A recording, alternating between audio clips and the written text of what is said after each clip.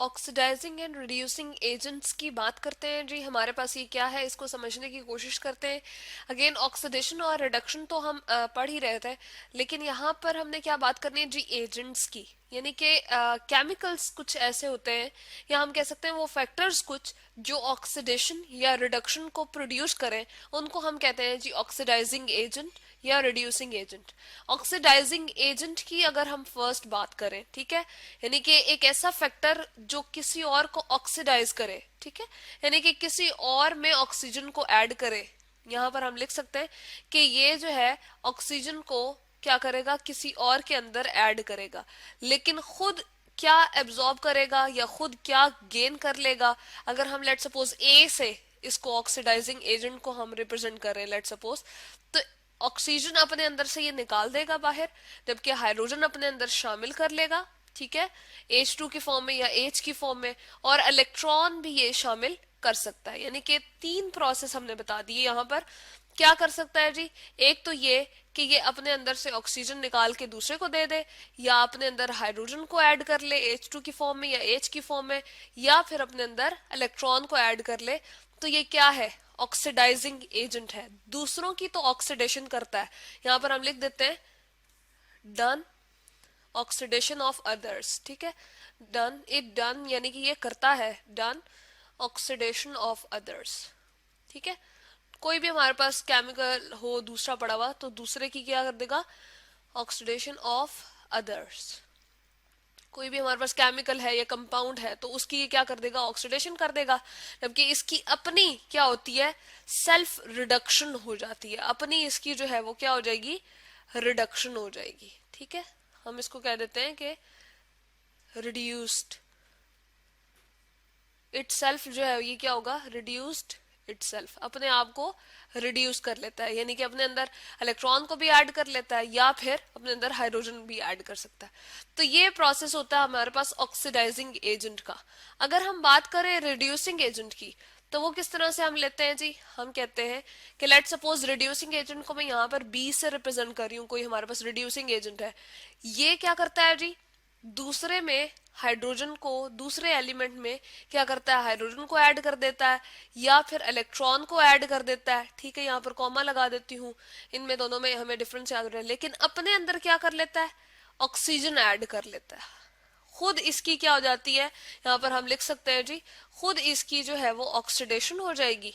यहाँ पर हम लिख देते हैं ऑक्सीडाइज्ड इटसेल्फ, या गेट ऑक्सीडाइज्ड भी हम यहाँ पर लिख सकते हैं, खुद ऑक्सीडाइज हो जाता है और दूसरे की क्या कर देता है। कोई भी हमारे पास यहाँ एलिमेंट है, लेट सपोज मैं Y लिख देती हूँ यहाँ, और यहाँ पर जो है हम Z लिख लेते हैं।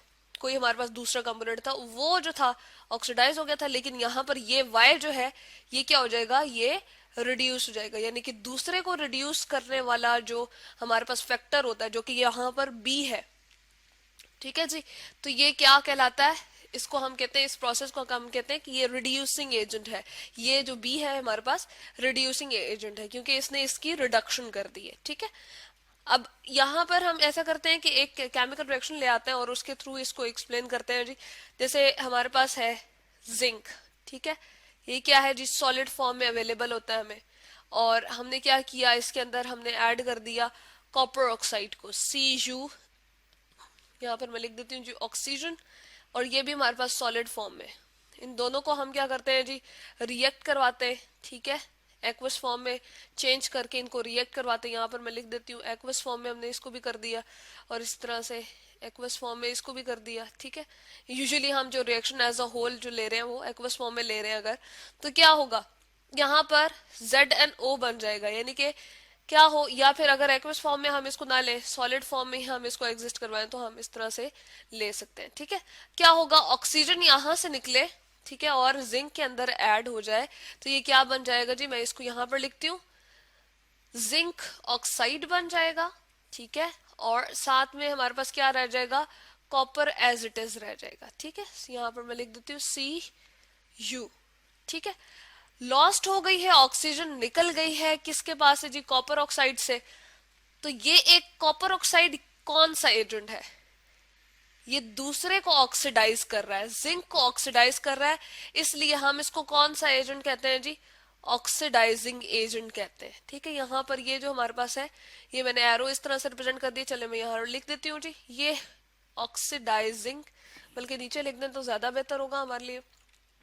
इसको मैं यहाँ पर रिप्रेजेंट कर देती हूँ, ये ऑक्सीडाइजिंग, यहाँ पर मैंने लिख दिया ऑक्सीडाइजिंग एजेंट है, यानी कि एक ऐसा एजेंट या एक ऐसा फैक्टर, एक ऐसा केमिकल है जो हमारे पास दूसरे मौजूद केमिकल को, दूसरे एलिमेंट को ऑक्सीडाइज कर रहा है। ठीक है, इसी तरह से जिंक क्या इसको कॉज कर रहा है, जिंक भी तो इस चीज में शामिल है ना, कि ऑक्सीजन को अपनी तरफ जो है खींच के अपने साथ अटैच कर रहा है, तो ऑक्सीजन उसमें से निकाल रहा है। जब ऑक्सीजन किसी चीज में से निकाले हमें, या इलेक्ट्रॉन ऐड करे, या फिर हम ऐसा करें कि उसमें से हाइड्रोजन जो है वो उसमें ऐड करे, तो उस वाली चीज को हम क्या कहते हैं, तीनों में से कोई एक भी प्रोसेस हो रहा हो तो उसको हम कहते हैं जी ये रिड्यूसिंग एजेंट है। ठीक है, खुद तो ऑक्सीडाइज हो रहा है, ये सेल्फ इसकी क्या हो रही है, ऑक्सीडेशन हो रही है। जैसे हमने यहाँ पर बी की बात की थी कि ऑक्सीजन को दूसरे में से निकाल देगा तो उसकी तो क्या हो रही है, रिडक्शन हो रही है, लेकिन खुद ये क्या हो जाता है जी, ऑक्सीडाइज हो जाता है। ठीक है, तो यहाँ पर हम लिख देते हैं ये रिड्यूसिंग एजेंट है, यानी कि दूसरे में से ऑक्सीजन को निकालने वाला एक फैक्टर जो है वो यहाँ मौजूद है, जिंक। वो क्या करता है, दूसरे में से ऑक्सीजन या तो निकाल दे, या फिर दूसरे एलिमेंट में या कंपाउंड में हाइड्रोजन को ऐड कर दे, या इलेक्ट्रॉन को ऐड कर दे। तो वो एजेंट कौन सा होता है जी, रिड्यूसिंग एजेंट होता है।